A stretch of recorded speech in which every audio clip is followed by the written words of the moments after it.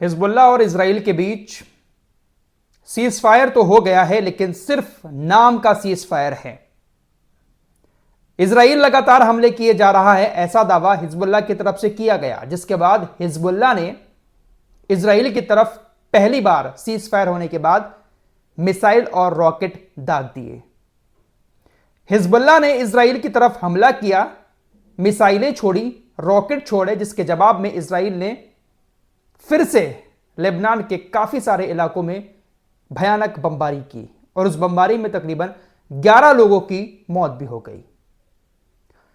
दरअसल हिजबुल्लाह ने आरोप लगाया कि सीजफायर तो हो गया था, समझौता हो गया था, लेकिन इसके बावजूद भी समझौते को तोड़ते हुए इजराइल लगातार हमले कर रहा था। एक हफ्ते के अंदर तकरीबन 52 बार इजराइल ने सीजफायर होने के बाद हमला किया। हमने बिचौलियों से शिकायत भी की, लेकिन उनसे शिकायत करना बेकार है। इजराइल किसी की नहीं सुनता है। जब सारी हद पार कर दी इजराइल ने, तो उसके बाद जवाब में हमें भी हमला करना पड़ा। हिजबुल्लाह का कहना है कि हम हमला नहीं करते, हम सीज फायर का पूरी तरीके से पालन कर रहे थे, लेकिन इजराइल लगातार हमले जारी रख रहा था।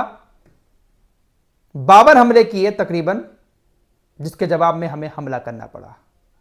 हमले करने के बाद इजराइल ने हिजबुल्लाह के ऊपर आरोप लगाया कि हिजबुल्लाह ने युद्ध विराम का उल्लंघन किया, जिसके बाद हमने हिजबुल्लाह के कई सारे ठिकानों को तबाह कर दिया। हिजबुल्लाह के लड़ाके जहां से हमारे ऊपर मिसाइल लॉन्च करने के लिए तैयार कर रहे थे, हमने उन मिसाइल लॉन्चरों को भी तबाह कर दिया। हिजबुल्लाह के कई सारे ठिकानों पर हमने खतरनाक बमबारी की।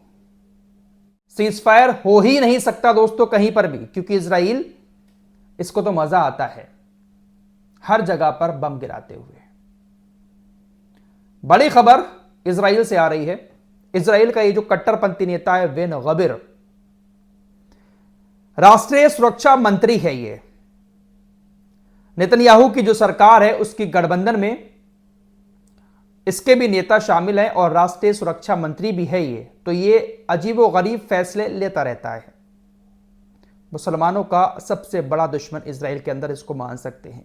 इसने इजराइल की पुलिस को आदेश दिया है कि देश के अंदर मस्जिदें जो भी हैं, उन मस्जिदों में लाउड स्पीकर पर जो अजान होती है उसको बंद कराएं। तुरंत सारे मस्जिदों से लाउड स्पीकर को उतरवाएं।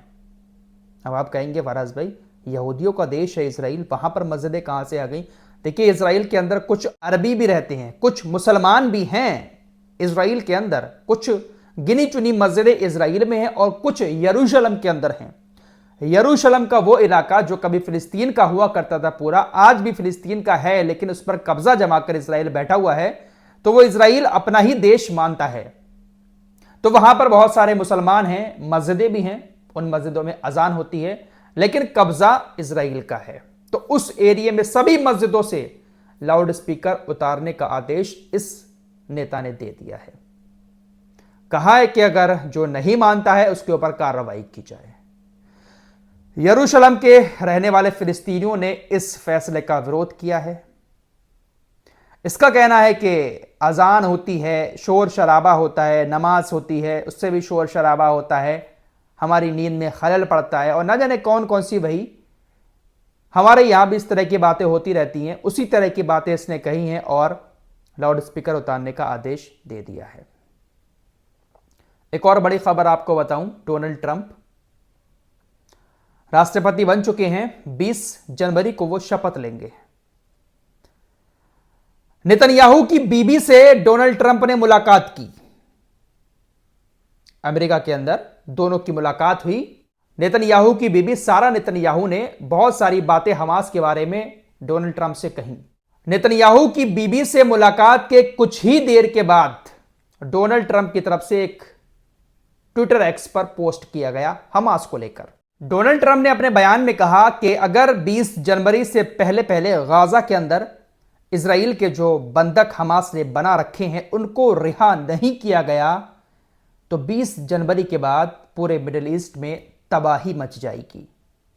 उन लोगों के ऊपर सख्त एक्शन लिया जाएगा जो मानवता के खिलाफ ये अत्याचार कर रहे हैं।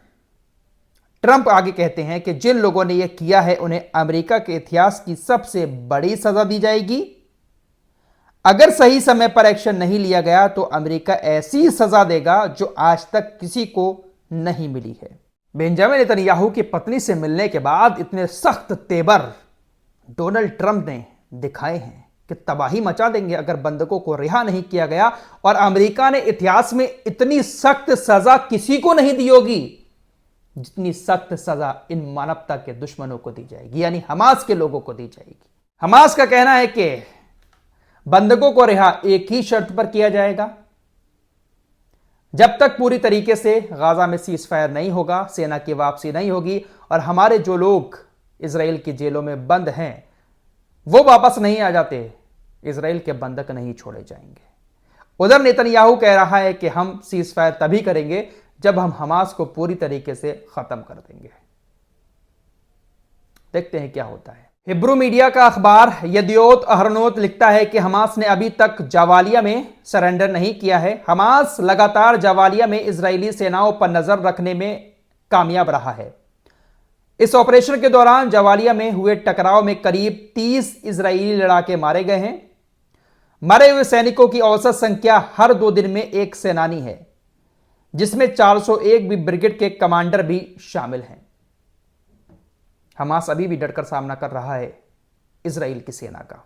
स्पेन के प्रधानमंत्री पेड्रो सांचेज ये हमेशा फिलिस्तीन के सपोर्ट में रहे हैं। इन्होंने यूनाइटेड नेशंस की जो संस्था है UNRWA उसको अपनी फंडिंग बढ़ाने का फैसला किया है। उन्होंने कहा है कि UNRWA की वो फंडिंग बढ़ाएंगे। UNRWA के बारे में आप सभी लोग जानते हैं, फिलिस्तीन के अंदर ये यूनाइटेड नेशंस की संस्था काम करती है। दुनिया भर के कई सारे देश इस संस्था को फंडिंग देते हैं, उससे फिलिस्तीनियों का खर्चा उठाया जाता है। तो उसको फंडिंग बढ़ाने की बात इन्होंने कही है। एक तरफ ऐसे लोग हैं जिसका ताल्लुक मस्जिद अक्सा से दूर दूर तक नहीं है, जिसके लिए कोई मायने नहीं रखती है मस्जिद अक्सा, लेकिन फिर भी फिलिस्तीनियों के लिए, मस्जिद अक्सा के लिए इस तरीके से सपोर्ट में हैं। और दूसरी तरफ हैं तुर्की वाले चच्चा और भी सारे लोग, बादशाह लोग, हुक्मरान, जिनका ताल्लुक मस्जिद अक्सा से है, किबला अव्वल है इन सभी का, लेकिन फिर भी कोई खैर नहीं ले रहा है। सीरिया के अंदर सब भिड़े हुए हैं, सीरिया के अंदर कब्जा करने में लगे हुए हैं, व्यापार लगातार इजराइल से कर रहे हैं। क्या कहूं, शब्द नहीं है मेरे पास। तुर्की के राष्ट्रपति रजब तैयब एर्दोगान का दोगलापन अभी भी जारी है। दोगलापन वाले बयान अभी भी आ रहे हैं। ये कहते हैं कि तुर्की सीरिया में हाल के घटनाओं पर करीब से नजर रख रहा है और जरूरी कदम उठाए जा रहे हैं। आपके स्क्रीन पर यह इजराइल के पूर्व राष्ट्रपति एहुद ओलमर्ट हैं। ये कहते हैं कि इजराइल के सबसे बड़े दुश्मन ईरान, हिजबुल्लाह या हमास नहीं है। इजराइल का सबसे बड़ा दुश्मन कोई है तो वो खुद बेंजामिन नेतन्याहू है।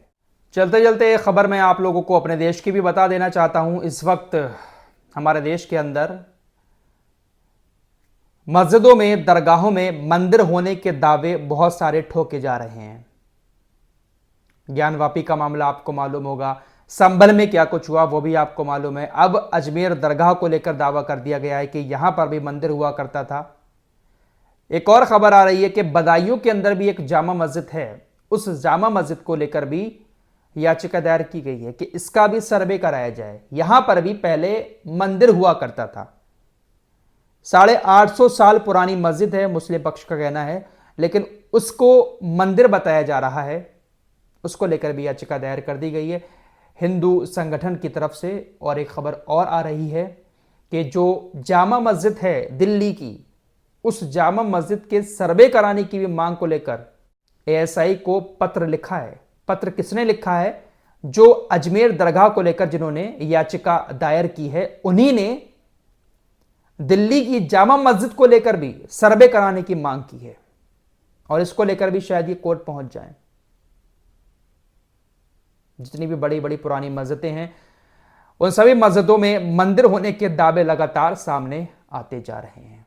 क्या कहना है इन सारे मामलों को लेकर आप लोगों का कमेंट बॉक्स में जरूर बताएं। मिलते हैं एक और नई वीडियो के साथ, तब तक के लिए अपना ख्याल रखिएगा। अल्लाह हाफिज।